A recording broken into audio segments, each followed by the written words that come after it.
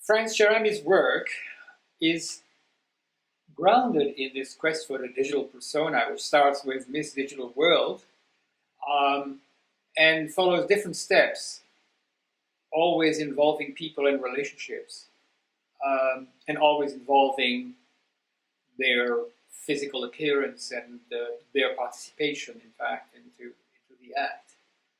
To achieve this kind of crowning moment in his quest, which is to combine the tradition of the Renaissance portrait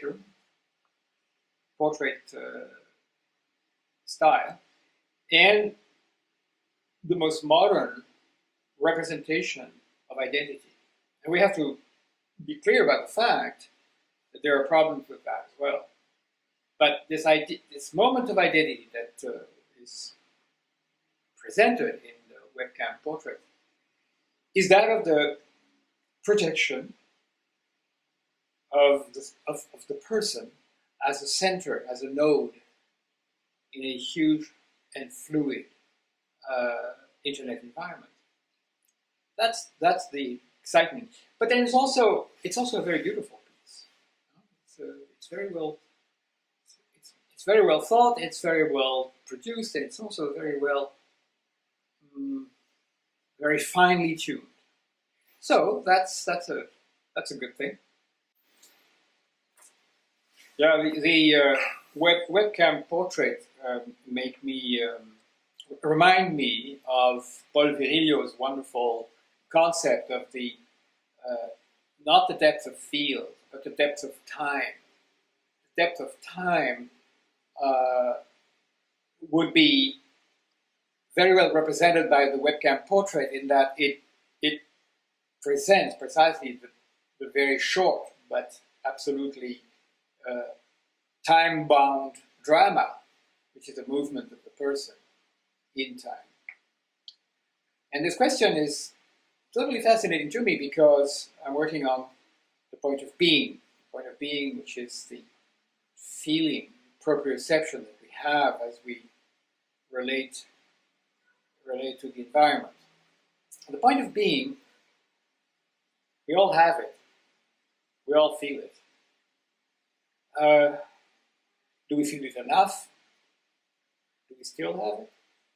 These are questions that I'm fascinated by because the idea being that during the Renaissance, we sort of exited from our body. We were kind of invited out of it, putting our whole self into the image that we had of ourselves and from the point of view that we had of the world. I'm not saying that everything else was gone, but it was repressed. Freud certainly describes that, the repression of the body. He didn't connect it with literacy, as I do. I think that taking control of a language is what actually is basically the drama of the literate man, which means that now he's in control of his destiny, and so in some fashion he is projected forward. The point of being is that which sort of not completely disappears, but is repressed, as I said, by literacy. What happens with today's virtualization? Sometimes I feel it's like a second blow of technology against the body. I don't want to sound negative. I don't want to be negative about this. I would just like to resolve a question that I haven't fully answered. To what extent virtualizing, augmenting the body with all our technologies, robotics, interactive, and we're just using we're fingering our tablets.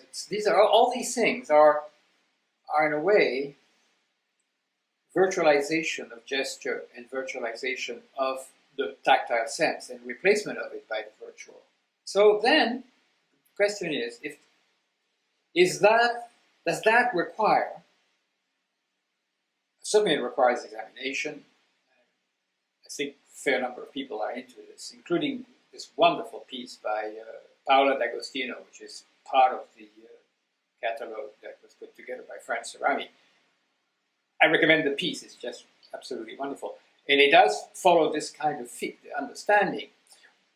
But it doesn't resolve any more than I do the question of to what extent is that a good thing, or, I hate to say that, but I mean, we have to ask ourselves this question, whether we want to go ahead with this, or we want to resist it. And there's all kinds of decisions to make around it. Although I wonder how many people are really making decisions about it. But that being said, the question is, do we need an antidote? Do we need... If the body is an art form, can we use it as an art form? Can we actually connect with reality through our body more than we did in the past, and more than we are tempted to do